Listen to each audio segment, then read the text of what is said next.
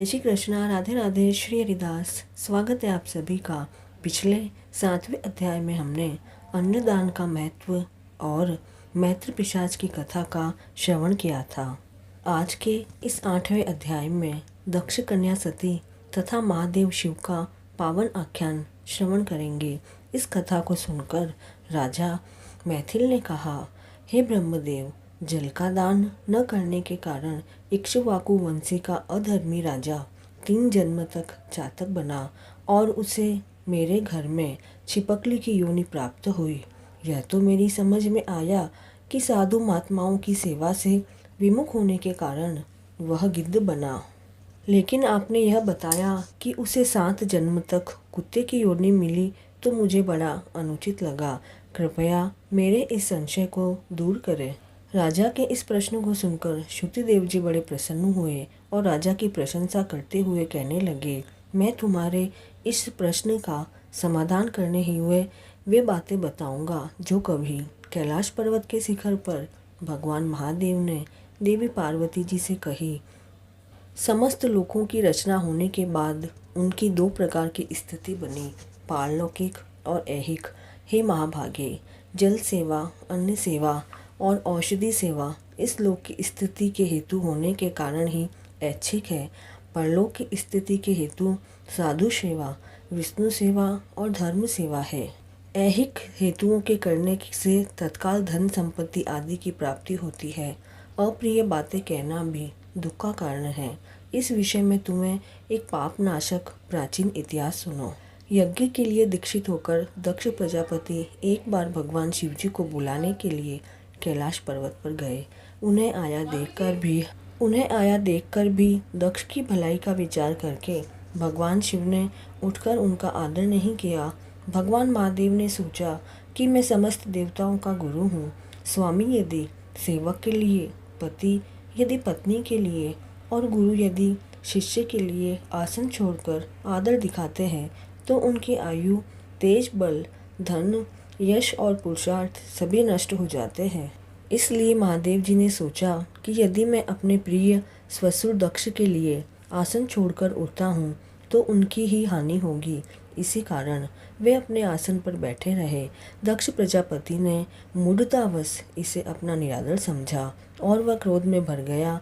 महादेव जी के सामने ही उन्हें बुरा भला कहने लगा।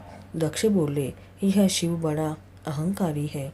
इसके पास केवल एक बूढ़ा बैल है, गले में हड्डियों की माला पहनता है, शमशान में रहता है तथा सर्पों के आभूषण हैं।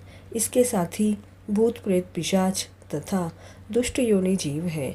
दुरात्मा नारद के कहने पर ही मैंने इसे अपनी कन्या दी थी, परंतु अब सती से भी मुझे कोई संबंध नहीं रखना।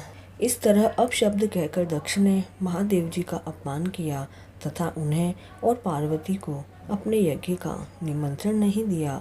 वे जैसे आए थे वैसे ही लौट गए। उसके बाद उन्होंने यज्ञशाला में जाकर मुनिजनों को साथ लेकर यज्ञ शुरू किया। वे निरंतर भगवान शंकर की निंदा करते रहे। उनके उस यज्ञ में भगवान विष्णु और भगवान ब्रह्मा को छोड़कर समस्त देवता, सिद्ध, चारण, गंधर्व, यक्ष, राक्षस और किन्नर शामिल हुए थे।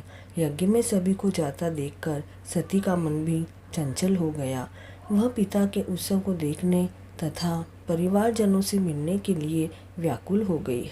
महादेव जी ने सती को समझाने की बहुत चेष्टा की, लेकिन वे अपने पिता के घर जाने की जिद करने लगी तो भगवान महादेव ने उनसे कहा, हे सती, इस समय तुम्हें अपने पिता के घर जाने से कोई यश प्राप्त नहीं होगा, बल्कि क्लेश ही मिलेगा। तुम्हारे पिता सभा में बैठकर मेरी निंदा करते हैं, उसे शायद तुम सहन नहीं कर सकोगी। निश्चय ही तुम क्रोध में भरकर कुछ अनिष्ट कर बैठोगी। परंतु सती ने महादेव जी की इस बात को नहीं माना। वे पिता के घर के लिए चली गई। महादेव जी ने नंदी को सवारी के लिए भेज दिया और रक्षा के लिए अपने करोड़ों भूत प्रेत आदि गण उनके साथ भेजे। जब सती पिता के घर पहुंची तो किसी ने भी उनका स्वागत नहीं किया, बल्कि उपेक्षा ही की। तब सती उदास होकर यज्ञशाला में गई। वहां सती को सभी ने देखा, परंतु किसी ने उनसे बात नहीं की।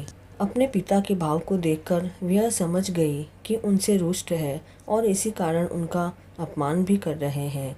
सती ने यह भी देखा कि दक्ष ने यज्ञ में सभी देवताओं की आहुति दी है, परंतु जब रुद्र को आहुति देने की बारी आई तो उन्हें छोड़ दिया और आगे आहुति देने लगे।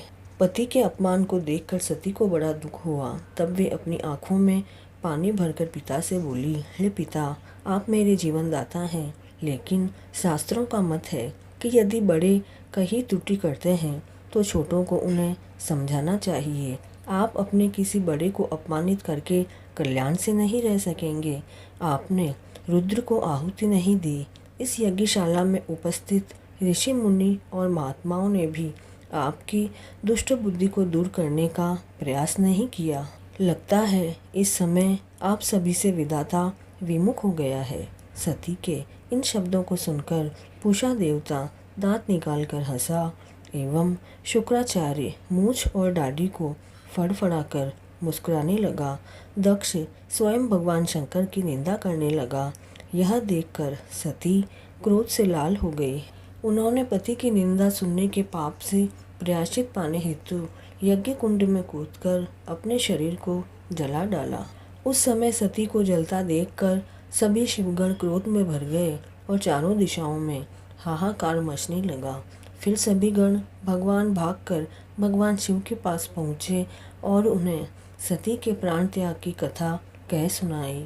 तब भगवान शिव ने क्रोधित होकर अपनी एक जटा को उखाड़कर पृथ्वी पर पटका। देखते ही देखते उससे महाबली वीरभद्र प्रकट हुआ। उसका शरीर बहुत विशाल था, उसकी सहस्त्र भुजाएं थी और वह साक्षात यमराज के समान प्रतीत होता था। उसने हाथ जोड़कर भगवान शंकर जी से कहा, हे देव, आप मुझे आज्ञा दें कि मैं क्या करूं। तब भगवान शिव ने कहा, हे वीरभद्र, तुम भूत गणों को साथ लेकर दक्ष की यज्ञशाला जाओ और उस नराधम दक्ष को नष्ट करो, जिसके कारण सती ने अपने शरीर को त्याग दिया। भगवान महादेव की आज्ञा पाकर वीरभद्र शिवगणों की विशाल सेना साथ लेकर दक्ष की यज्ञशाला में पहुंचा। वहां पहुंचते ही उसने यज्ञ को विध्वंस कर दिया। वहां जो भी देवता, दैत्य, मनुष्य आदि उपस्थित थे उन सभी को मार मार कर यज्ञ कुंड में डाला। पूषा के दांत उखाड़ दिए, भृगु की दाढ़ी मूछ नोच ली और जिस देवता या मुनि ने जिस तरह सती का निरादर किया उसकी वैसी ही गति की। फिर वीरभद्र ने दक्ष की चोटी पकड़कर उसे यज्ञशाला में चारों ओर घसीटते हुए बड़ी दारुण यात्रा पहुंचाई।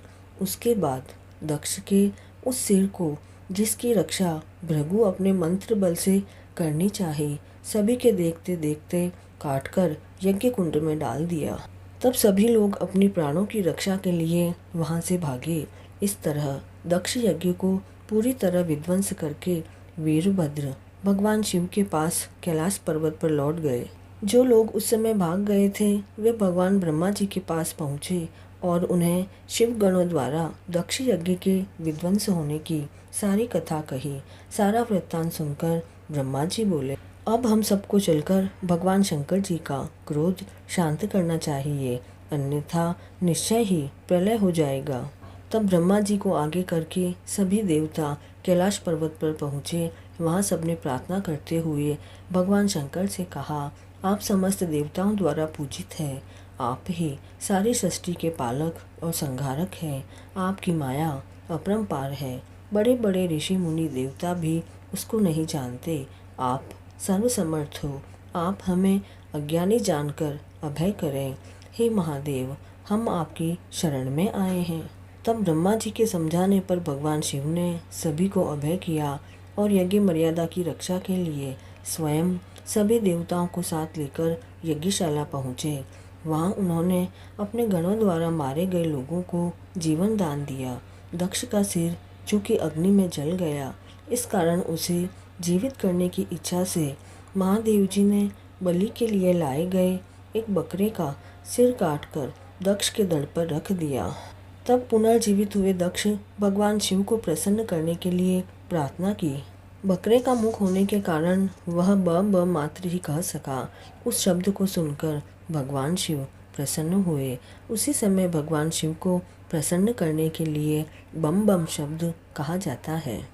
जब सारे देवता अपने अपने घर गए तब भगवान शिव नैष्ठिक व्रत धारण करके गंगा जी के तट पर स्थित एक पुत्रांग वृक्ष के नीचे तपस्या करने लगे। उधर दक्ष कन्या सती गिरिराज हिमालय की पत्नी मेनका के गर्भ से पार्वती के रूप में जन्म लिया। वह कन्या धीरे धीरे बढ़ने लगी। उसी समय तारकासुर नामक एक महाबली दैत्य ने जन्म लेकर परमेष्टि ब्रह्मा जी को प्रसन्न करने की इच्छा से बड़ा तप किया। उसकी तपस्या से प्रसन्न होकर ब्रह्मा जी ने उसे यह वरदान दिया कि तुझे महादेव जी का पुत्र ही मार सकेगा। संसार में अन्य कोई देवता, दैत्य व मनुष्य नहीं मार सकेगा। इस वरदान को पाकर वह राक्षस प्रसन्न हुआ और देवताओं को सताने लगा। उसने इंद्र को स्वर्ग से मार भगाया तथा स्वयं इंद्र बनकर स्वर्ग का सुख भोगने लगा। तब इंद्र सहित सभी देवता क्रांतिहीन होकर भगवान ब्रह्मा के पास गए और बोले, हे प्रभु, आपके दिए वर को प्राप्त कर तारकासुर महापराक्रमी हो गया। उसने हम सभी को त्रस्त करके भगा दिया तथा हम लोग उसके भय से अपने अपने स्थान पर छिप रहे हैं। तब ब्रह्मा जी ने उनसे कहा कि देवताओं, तुम तारकासुर से मुक्ति पाना चाहते हो तो ध्यान से सुनो। भगवान शिव की भार्या सती ने हिमालय के घर पार्वती के रूप में जन्म लिया है। भगवान शिव बहुत समय से तपस्या कर रहे हैं। तुम लोग कोई ऐसा उपाय करो जिससे भगवान शिव की समाधि भंग हो और वे पार्वती से विवाह कर ले। जब तक भगवान शिव का पार्वती से विवाह नहीं होता, तुम्हारी दशा में सुधार नहीं हो सकेगा। तब इंद्र ने भगवान ब्रह्मा की बात को मानकर देवगुरु बृहस्पति से सलाह करके नारद जी को हिमाचल के पास भेजा। नारद जी ने जाकर हिमालय को पार्वती के पूर्व जन्म का वृत्तांत कहा। हे राजन, तुम्हारी कन्या पूर्व जन्म में दक्ष कन्या सती थी। इसका विवाह भगवान महादेव के साथ करो, तभी सबका भला होगा।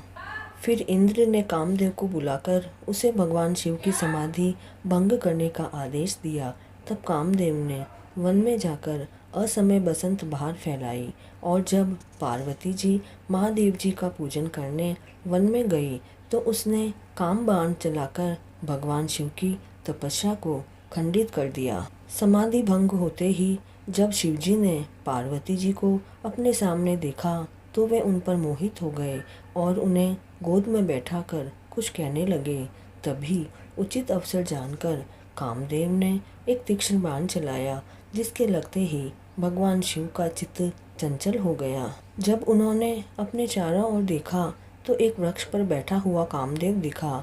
उस समय भगवान शिव ने अत्यंत क्रोधित होकर कामदेव को भस्म करने के लिए अपना तीसरा नेत्र खोला, जिससे तुरंत ही एक तीक्ष्ण अग्नि प्रकट हुई और कामदेव जलकर भस्म हो गया। यह देखकर बसंत और रति वहां से भाग गए। उस समय देवता अपने कार्य को सिद्ध हुआ समझकर प्रसन्न हुए। पार्वती भयभीत हुई और एक और खड़ी हो गई। तभी महादेव जी वहां से अंतर्ध्यान हो गए। इस प्रकार देवता अपने जिस हित की सिद्धि करना चाहते थे वह प्राप्त नहीं हुई। जो साधु जनों के साथ दुष्टता करते हैं उनका ऐसा हाल होता है। इस तरह साधु जनों की सेवा न करने के कारण ही इक्ष्वाकु के पुत्र ने अनेकों कष्ट और निकृष्ट योनियों को भोगा था। हे राजन, जो इस परम पुनीत वृत्तांत को पढ़ते अथवा सुनते हैं वे निस्संदेह जन्म मरण और जरा मृत्यु के चक्कर से मुक्त होकर दिव्य गति पाते हैं। भगवान शिव का यह पावन आख्यान मोक्ष को देने वाला है। वैशाख मास मातम्य का 8वां अध्याय पूर्ण हुआ। जय श्री कृष्ण।